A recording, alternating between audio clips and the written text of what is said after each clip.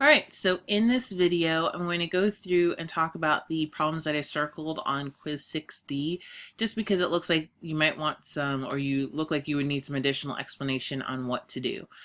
In particular, we're going to take a look at numbers 13 and 14 as well, 15, 17, and 18.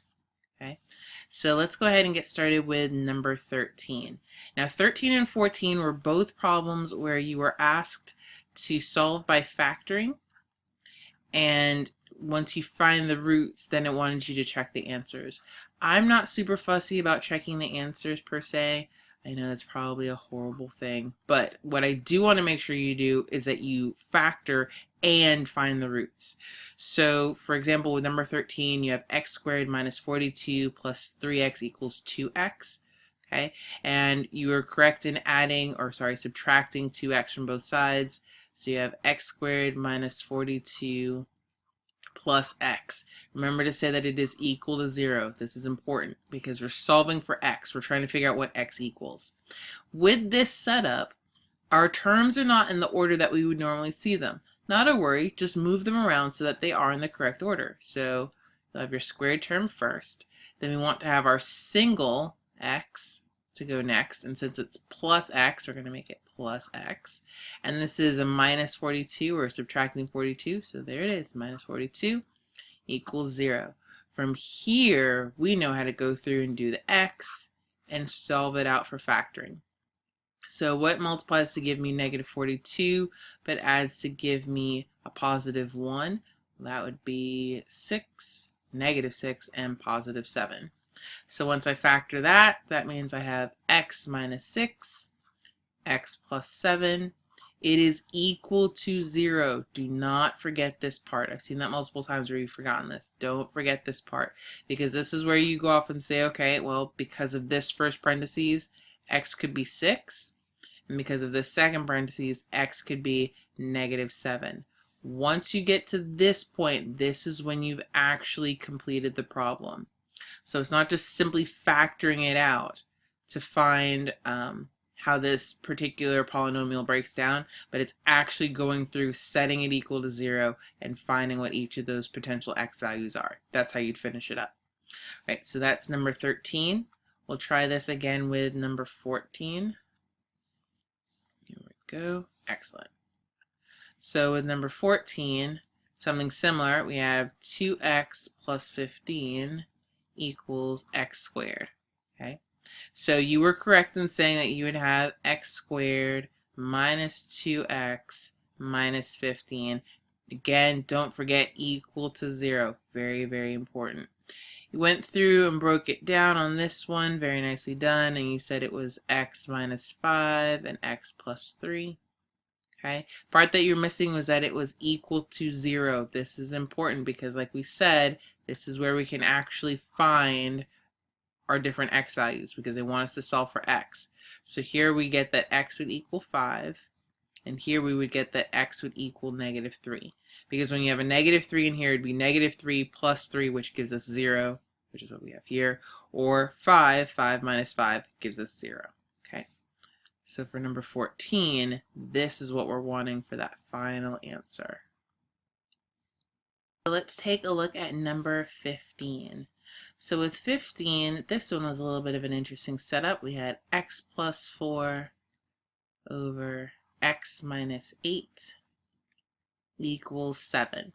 So there's a couple different ways we could have handled this. We could have done cross multiplication, which we would have just simply said that this is 7 over 1, right? And we would just simply cross multiply. So that may have been something you've seen in another class where you cross multiply, right? And when you cross multiply, you would have 7 times 6 minus 8, which equals 1 times x plus 4. There we go. So 7 times x minus 8 equals 1 times x plus 4. We can distribute, so we'd have 7x minus 56 equals just simply x plus 4, and then go from here to solve it out for x. That's one option. Another option would have been to multiply both sides by x minus 8. So if I multiplied, writing this off to the side here again, if I just simply multiplied both sides of my equation by x minus 8, so x minus 8 and times x minus 8, you'd end up with the same result as you have here, because on this left hand side, the x minus 8, those two would cancel each other out, and then you would just have the 7x minus 8 and then that x plus 4. Okay, so working from here, we just simply solve it out for x. So we subtract x from both sides. That gives us a 6x. And then we can add 56 to both sides, which gives us a 60. So then we have that x equals 10 for number 15. Okay, so don't be put off if you end up having just a whole number sitting here. The idea is that you want to find whatever your common denominator is, or you can cross multiply. Your common denominator in this case would have been the x minus 8, because this is effectively over 1, and you just go from there to solve this out. Then looking at number 17, here we go. So number 17 was one of those elephants. Not as horrible as number 18, but still not so pretty. So we have 2 over x plus 3 over y all over 2 over xy. Okay, so with this one, if I'm not mistaken with the work you did, I think you worked to clean this one up. Nope, okay, that was another one. So here you would combine these two fractions. So the common denominator would be xy, so you'd multiply by y for this one, multiply by x's for this one. So that gives you 2y plus 3x over xy all over 2 over xy, like that.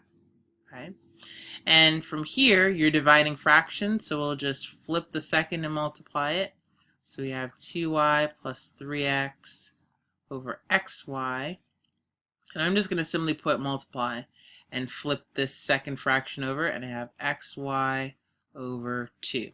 Well, when I do that, the xy's cancel out, so they cancel, and I'm left with 2y plus 3x over 2. I can't do anything else with regards to simplifying it, so this ends up being my final answer for number 17. So this is just a matter of working one section of this overall rational expression at a time. So cleaning up this top one and combining those two terms together, and then from there doing a multiplication of fractions, or dividing of fractions, multiplying by the flipped or the reciprocal. And then last up is 18. I'm give myself some room for 18. Here we go. So I have x squared minus 25 over 2x squared minus 18, and that's divided by 5x minus 25 over 2x squared minus 6x. Wow. So let's take these apart piece by piece. So first part we've got is this x squared minus 25. We'll do that in blue. So I can write that as just a difference of squares, so that's x minus 5, x plus 5. That one's not too bad. And then I'm going to come over here to my other numerator, and 5x and negative 25, what do they both have in common? A 5, so I'm going to pull a 5 out from both of them. And when I factor out that 5, I'm left with x minus 5, so I'm just factoring on that end. Okay. If I look at this 2x squared minus 18, I'll do these guys in purple. So this 2x squared minus 18, I'm going to look to see if there's anything that these just have in common straight off before I do any additional setting up of my x box if I need to. So with 2x squared and 18, they both have a 2 in common. And when I do that, I have x squared minus 9. Ooh, a difference of squares. Fantastic. So down here, I'm going to write this as 2 times x minus 3, x plus 3. So that's that difference of squares there. Good, so that one's taken care of. And then for this next one, I have 2x squared minus 6x. I'll write this one in red. So what do they both have in common? They both have 2's in their terms, and they actually both have x's in their terms. See how this one has an x there? So once I factor out an x, I'm left with, let's see, that's an x and a minus 3.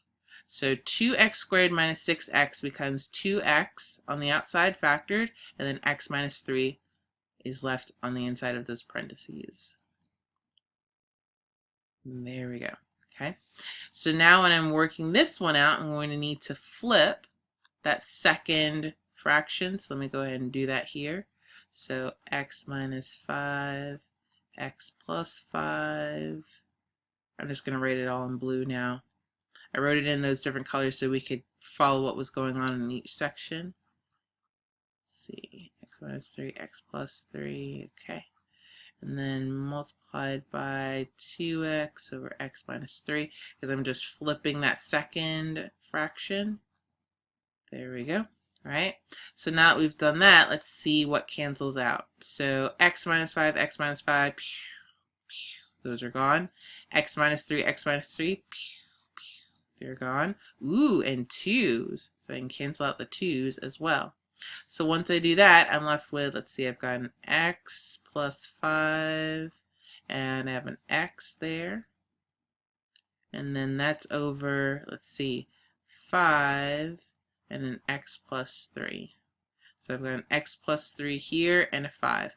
So if I distribute that out, I have x squared plus 5x in my numerator, and 5x plus 15 in my denominator. And that is the final answer for number 18.